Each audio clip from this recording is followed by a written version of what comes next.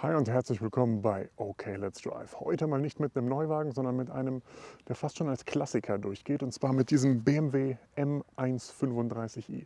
Baureihe F20, der ist jetzt schon knapp 10 Jahre alt.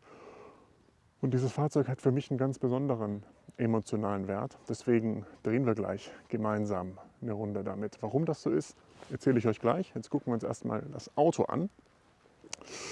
Da steht er also, der ist frisch poliert und aufbereitet. Auch warum das so ist, werde ich euch gleich noch erzählen. Der steht hier in der Farbe, wie heißt die, Mineralgrau. Genau, Mineralgrau auf 18 Zoll Winterrädern. Ich finde, die stehen ihm ziemlich gut, auch mit dem blauen BMW M Bremssattel. Das steht ihm sehr gut. Und natürlich auch hinten noch die alten Rückleuchten, 1er Vor-Facelift. Und unten die herrliche 35i Abgasanlage. Das ist ein Wahnsinnsauto. Wir drehen jetzt gemeinsam eine Runde. Bleibt gerne dran, wenn ihr Spaß dran habt. Lasst einen Kommentar da, lasst ein Like da, lasst ein Abo da. Ich sag, los geht's. Okay, let's drive.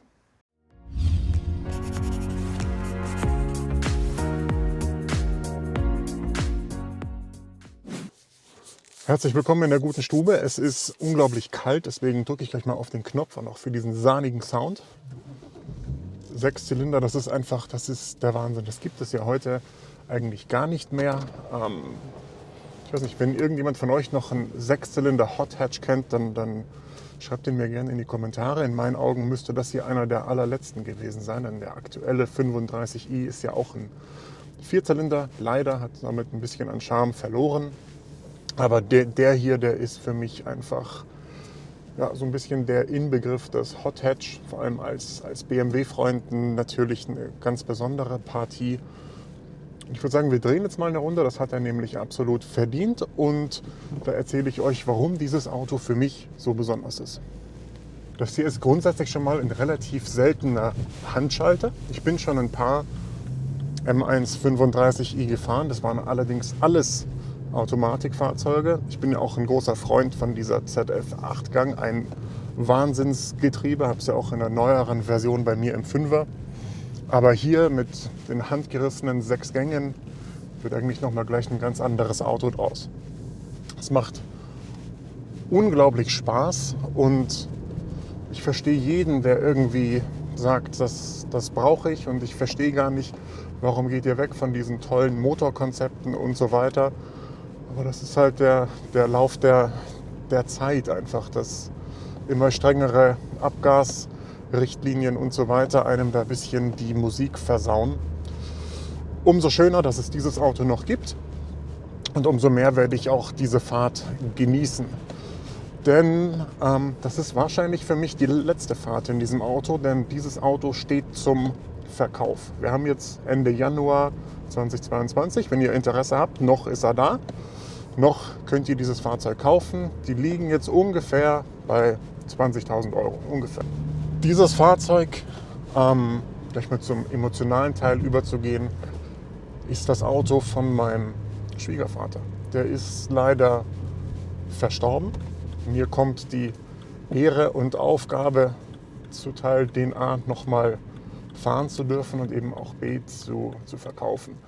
Natürlich liegt dann gleich nah, meine Freundin hat den runtergefahren, ein paar 100 Kilometer und hat dann gleich gesagt, hey, den behalte ich, den will ich selber fahren, das ist so ein tolles Auto. Das macht für uns leider keinen Sinn, auch wenn natürlich, wenn es nach dem Herz geht, dann wäre das sofort unser Auto gewesen, aber manchmal muss man auch mit dem Kopf entscheiden und deswegen muss er leider weg. Der Schwiegervater war einer von der Sorte, der hat es gar nicht gemocht, dass jetzt zum Beispiel BMW den gegenläufigen Drehzahlmesser hat, wie ich ihn im 5er habe. Die Digital-Displays, ihr kennt das, da geht der Drehzahlmesser andersrum als der Tacho und es gibt Leute, die macht das verrückt. Er war einer davon. Er war oldschool, er war ein Fahrer, er war ein Handschalter und dementsprechend ist auch dieses Auto hier relativ, wie soll ich sagen, nicht nackig, aber sehr, sehr basic ausgestattet. Wir haben die Handschaltung, wir haben den Heckantrieb, es gab ja auch einen X-Drive, wir haben kein Navi, das ist, ja warum nicht, es ist ein Fahrerauto, einfach kein Navi, keine Sitzheizung, keine Soundanlage, einfach nur basic Motor und Fahrspaß und dadurch natürlich auch ein paar Kilo weniger, als man mit Sonderausstattung hätte. Ich kann es verstehen, es finden sich ja in den Kommentaren immer unglaublich viele, die sagen, ich brauche den ganzen Schnickschnack nicht, ich will nur einen großen Motor und ein Lenkrad. Genau so ein Auto ist das hier und so ein Auto hat es auch einfach verdient, gefahren zu werden. Ich hoffe, er geht in gute Hände. Kann mir auch vorstellen, dass der vielleicht sogar was wäre für eine Rennstrecke oder so, wenn man daraus ein Projekt, Ding Dong, was ist los? 3 Grad Außentemperatur. Das könnte mir auch, wie gesagt, vorstellen, der könnte was für die Rennstrecke sein, wenn man da irgendwie was umbauen möchte. Den Motor habe ich als sehr, sehr standhaft kennengelernt. Falls ihr Gegenteiliges wisst vom N55, lasst es mich wissen. Aber ich glaube, das ist wirklich einer der tollsten Motoren, die BMW jemals gebaut hat.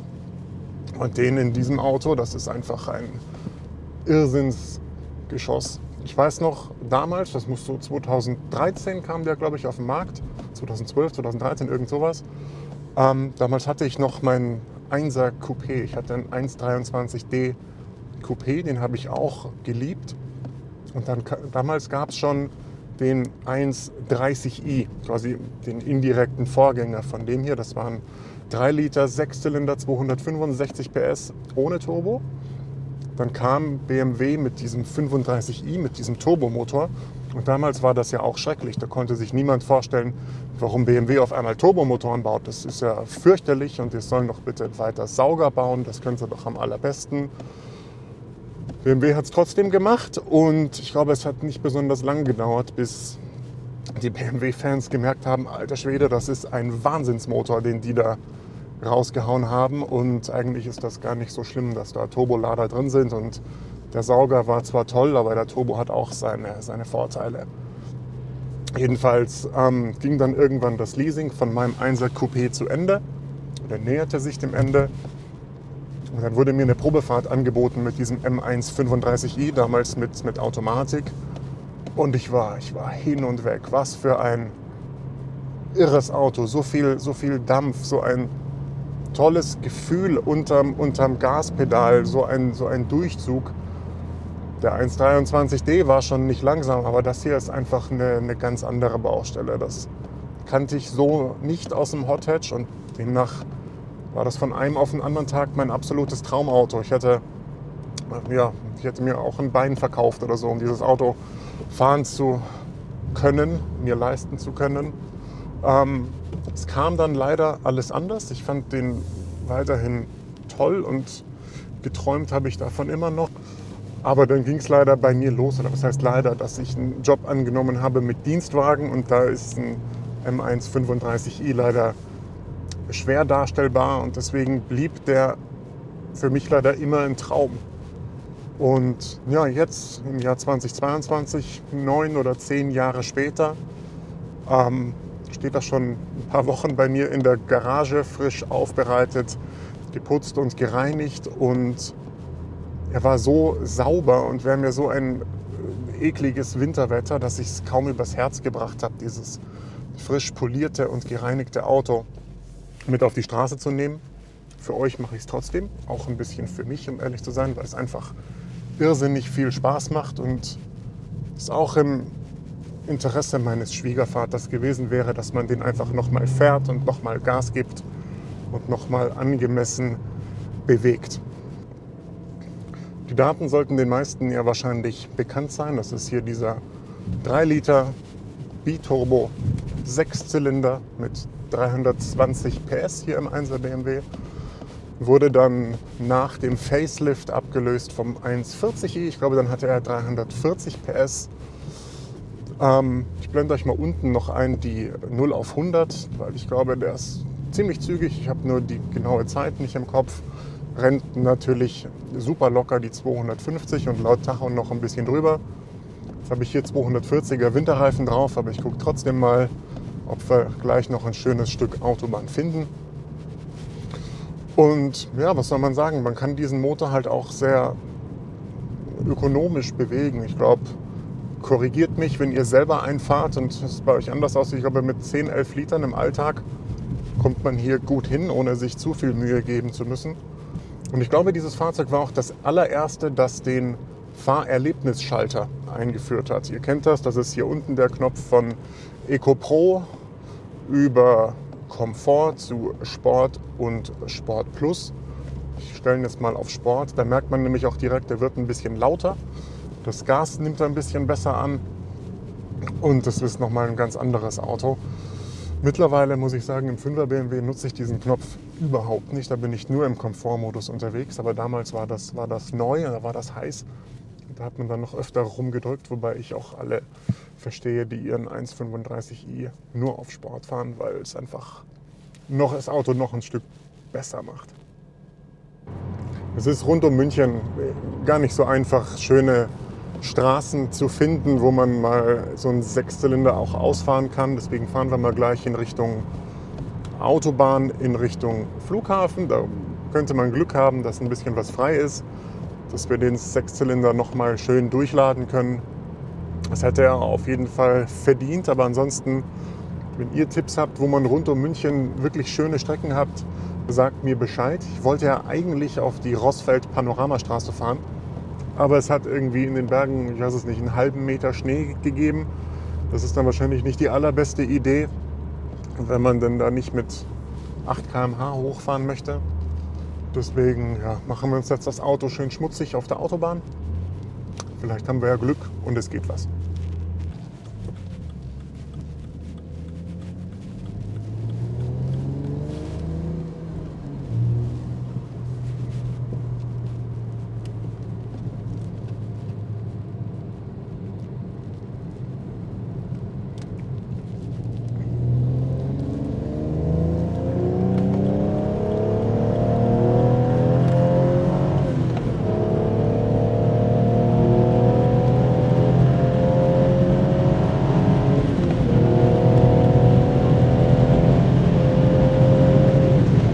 200,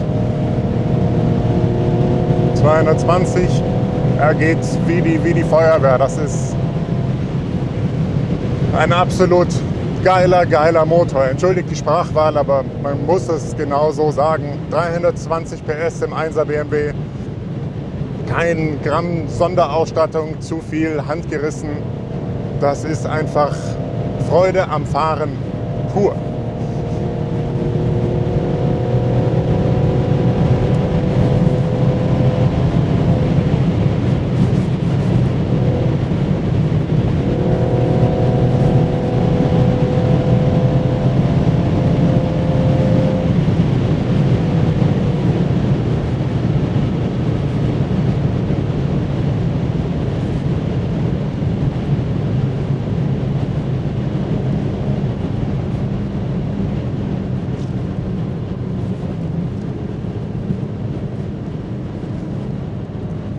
Auch der Handschalter runter in 5. Gang in Alarmbereitschaft, den Motor, und dann, wenn man Glück hat, fährt der Renault Scenic nach rechts. Das macht er jetzt auch und dann ist freie Fahrt. Er zieht unglaublich durch.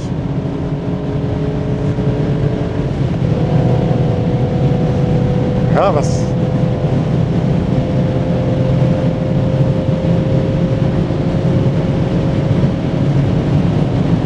$250.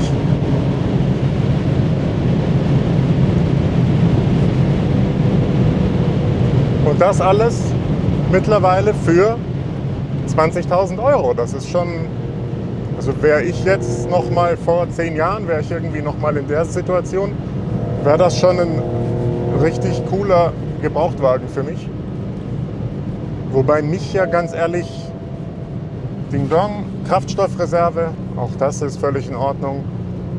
Mich persönlich würde am meisten stören, dass er kein Bluetooth-Audio hat. Der hat hier die Möglichkeit, per USB was anzuschließen. Ich glaube, man kann auch sein Mobiltelefon per USB anschließen. Damals hatte ich so eine kleine Festplatte, das war noch vor Spotify, da hat man noch mit MP3s gearbeitet. Auf die konnte er dann zugreifen. Das hat funktioniert, aber mittlerweile, das ist eigentlich für mich das Einzige, was mich stören würde, was mir wirklich fehlen würde an Sonderausstattung. Aber ich glaube, es gibt ja mittlerweile auch die Option, das ganze iDrive irgendwie abzudaten gegen irgendwas Modernes, Neues. Wenn ihr euch da auskennt, lasst gerne mal einen Kommentar da, was es da für Möglichkeiten gibt und was es da für Anbieter gibt. Ich glaube, das wäre hier schon in meinen Augen noch ein cooles Upgrade. Wie geht's euch? Seid ihr der Meinung, bei so einem Auto, da braucht man diesen ganzen Klimbim nicht? Der Motor und die 6 Gänge reichen? Oder hättet ihr gerne eine Automatik und Sitzheizung, elektrische Sitze, Harman Kardon, großes Navi? Wie schaut es bei euch aus? Muss so ein Auto das haben? Was denkt ihr? Schreibt es mir mal in die Kommentare. Ja, jetzt sind wir schon fast am Flughafen. Wer also häufig zu spät dran ist für seinen Flieger, dem sei so ein 1,35i absolut ans Herz gelegt. Da sind definitiv noch mal 2-3 Minuten rauszuholen auf der Autobahn. Jetzt sind wir schon am Flughafen angekommen. Ich suche jetzt noch einen schönen Parkplatz. Und während ich hier den Blick schweifen lasse über das mittlerweile klassische BMW-Armaturenbrett, das gab es ja wirklich eine ganze Weile. Mittlerweile hat der 1er auch ein anderes bekommen. Ist mir noch aufgefallen, der hier, der hat noch den guten Wischerhebel. Ich habe es im 5er BMW-Video angesprochen. Der hat die Funktion nicht mehr, dass man an der Seite den Sensor anmacht und dann einmal runtertippen kann zum Wischen. Das kann der hier noch. Und auch noch den klassischen Blinker, der nicht einrastet, sondern wie BMW das halt hatte, nur mit so Antippen. Ich fand das immer super. Für mich hat es immer richtig gut funktioniert. Und deswegen finde ich auch, dass BMW nicht in jeder Disziplin besser geworden ist. Dieses Auto macht schon sehr, sehr viel richtig und für das Budget wäre ich auf jeden Fall am Start. Hätte ich noch Platz in der Garage. So, jetzt habe ich hier einen BMW-Händler gefunden. Das passt doch wunderbar. Jetzt gucken wir uns das Auto nochmal von außen an. So, jetzt stehen wir hier beim BMW Airport Service. Ist auch übrigens eine super Sache. Da könnt ihr, falls ihr mal wegfliegt vom Münchner Flughafen, euren BMW abgeben. Die bringen euch zum Terminal und holen euch auch wieder ab. Dann zu eurem frisch gewarteten BMW, was auch immer er gebraucht hat. Werfen wir noch einen Blick aufs Auto. Er ist jetzt ein bisschen schmutziger als vorher und ein bisschen pingen auch hier die Endrohre. Das ist einfach, ich finde das echt klasse. Das Heck ist cool mit den beiden Endrohren. Ja, für mich ein Traumauto, absolut, wird es immer sein, ist es schon lange. Mittlerweile erschwinglich für relativ kleine Mark. Ich kann es euch ans Herz legen. Mir hat es einen riesen Spaß gemacht. Wenn euch das ganze Video auch Spaß gemacht hat, freue ich mich natürlich mega über Kommentare, Likes und am allerbesten ein Abo. Ich sage vielen Dank, bis zum nächsten Mal. Ciao.